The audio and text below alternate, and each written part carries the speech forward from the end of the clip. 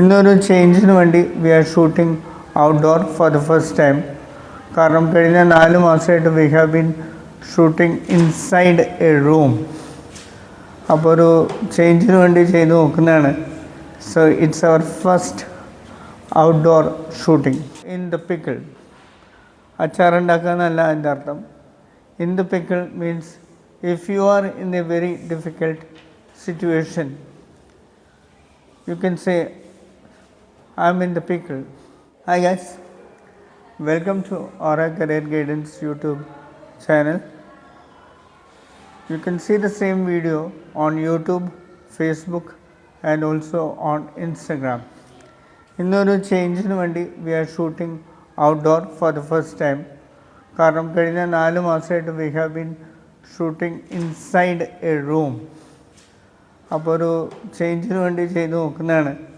So it's our first outdoor shooting. So welcome to our channel. ഞങ്ങൾക്ക് 23 കൺട്രീസിൽ ഞങ്ങളുടെ സ്പ്രെഡുണ്ട്.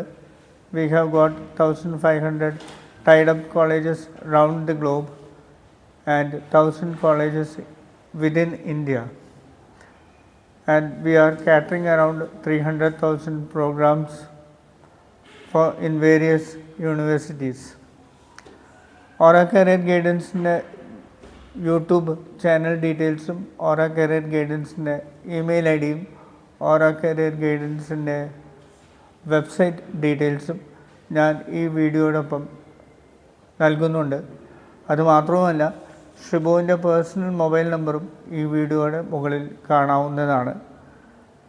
അപ്പോൾ താല്പര്യമുള്ളവർക്ക് എന്നെ നേരിട്ട് മൊബൈൽ നമ്പറിലോ അതുപോലെ എൻ്റെ Aura Career Guidanceൻ്റെ ഇമെയിൽ ഐ ഡിയിലോ ഞാനുമായിട്ട് ബന്ധപ്പെടാവുന്നതാണ്.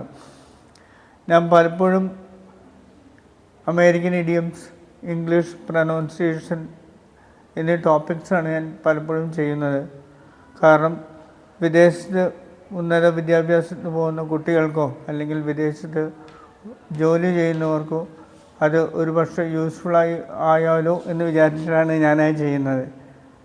It might be helpful for those students who are going abroad, either for studies or for jobs.